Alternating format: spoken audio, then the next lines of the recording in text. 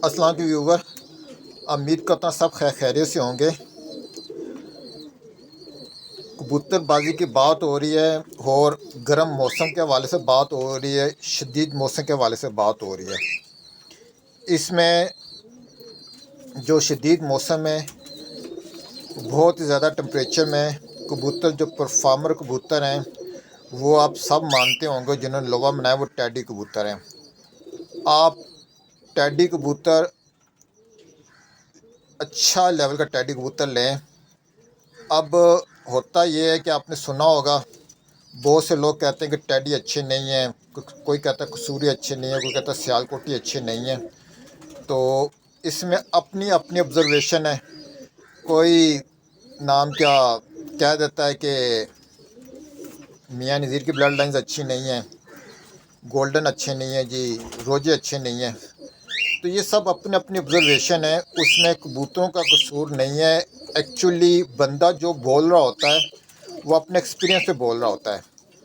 अब उसके पास एक ब्लड लाइन ही प्योरिटी में नहीं है, सही हालत में नहीं है, तो अब वो कह दे कि जी ये कबूतर अच्छे नहीं, ये कबूतर नहीं, वो उसकी अपनी सोच है। एक्चुअल आपके पास अगर कबूतर हैं और अच्छे ब्लड लाइन के हैं तो ये सवाल ही पैदा नहीं होता कि वो परफॉर्म ना करें। कबूतर नस्ली हो, परफॉर्म ना करे, तो ये बहुत बड़ा क्वेश्चन मार्क आ जाता है। और इन उस्तादों ने वैसे मेहनत नहीं की हुई। मियाँ नज़ीर साहब ने, सखी साहब ने और मिस्त्री दीन वगैरह बहुत पुराने लेजेंड उस्ताज़ा कराम है, तो उन्होंने नस्लें बनाई, उन पर मेहनत की है, फिर उन्होंने अपने नाम दिए हैं। है तो बेस ये देखी जाए तो कबूतर तो ये जो है तो कसूर के हैं। यहाँ इंडिया से कबूतर ला के बीच में क्रॉस किए गए हैं। इंडिया से भी अगर बैक पे चले जाएं तो ये ईरान और इराक़ से फिर इनकी बैकग्राउंड मिलती है। तो अब बात लंबी होती जाएगी। बात हो रही है बेसिकली गर्मी में कबूतर उड़ाने के लिए। गर्मी में कबूतर उड़ाने के लिए सबसे पहला जो काम है, आप टैडी कबूतर बेशक एक ही पैदा कर लें, लेकिन कबूतर सही लेके आएँ। सलारा, मेरे हाथ में ये सलारा टैडी कबूतर है, ठीक है, और इसका आप देख लें। और एक चीज़ मद्देनज़र रख लें, जो प्योर कबूतर होगा टैडी, वो काली नोकों में काले पंजों में होगा। काली नोक और काले पंजों में। बाकी जो मेरे की टैडी हैं, तेरे टैडी हैं या उसके टैडी हैं, वो फिर उनकी आप समझ लें कि जिसके पास जैसा बना है उसने अपना नाम रख लिया। तो इस चीज़ पे फोकस करें। फिर आ जाएं जी बॉडी स्ट्रक्चर। कबूतर ने जैसा कि एक मिसाल आपको दूं, सर्दियां आती हैं तो हम ना गर्म कपड़े पहनना शुरू कर देते हैं, मोटे कपड़े पहनना शुरू कर देते हैं ताकि अपने आप को सर्दी से बचाएं। गर्मी आती है तो हम लाइट कपड़े पहनना शुरू कर देते हैं ताकि अपने आप को गर्मी जो है हमें ज़्यादा ना लगे। तो जो कबूतर है, अब जब हम बाहर निकलते हैं धूप में तो हम कोशिश करते हैं कि छतरी वगैरह लेकर निकलें या चेहरे पे कोई मास्क वगैरह लगा लें।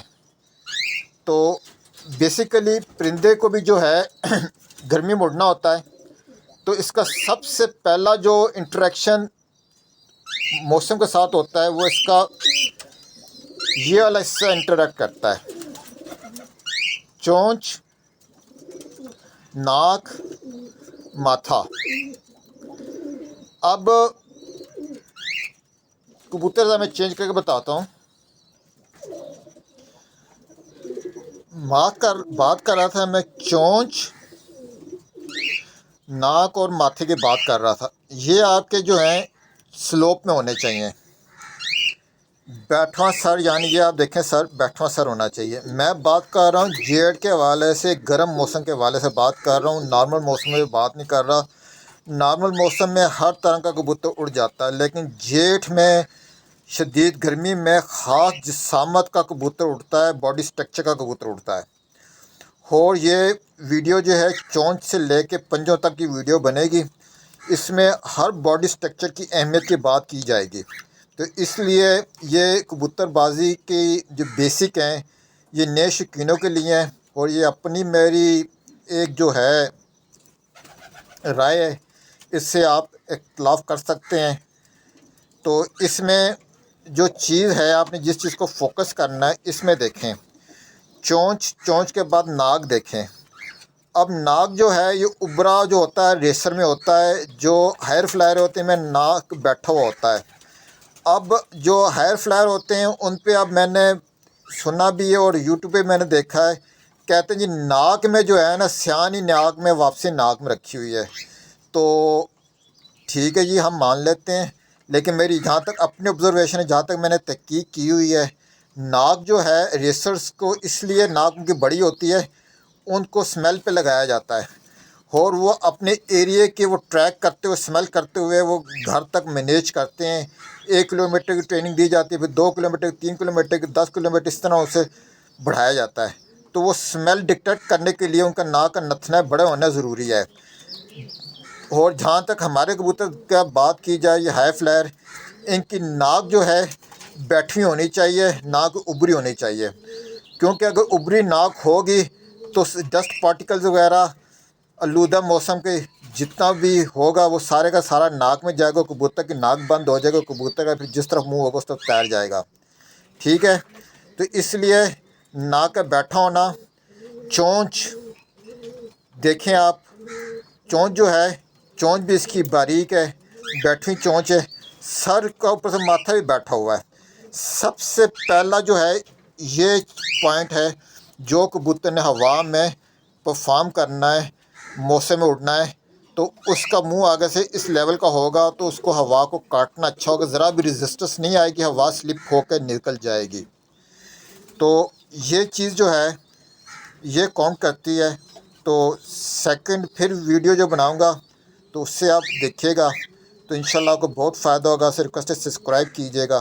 ایک چیز اور ایڈ اپ کرتا چلو، ناک کے حوالے سے کہتے ہیں جی اس میں جی ذرات ہوتے ہیں، ایکچولی تھوڑا سا کلیئر کر دوں، ذرات جو ہوتے ہیں نا میٹیلک ذرات، وہ چونچ کے اس حصے میں ہوتے ہیں، اس حصے میں ہوتے ہیں، جو کہ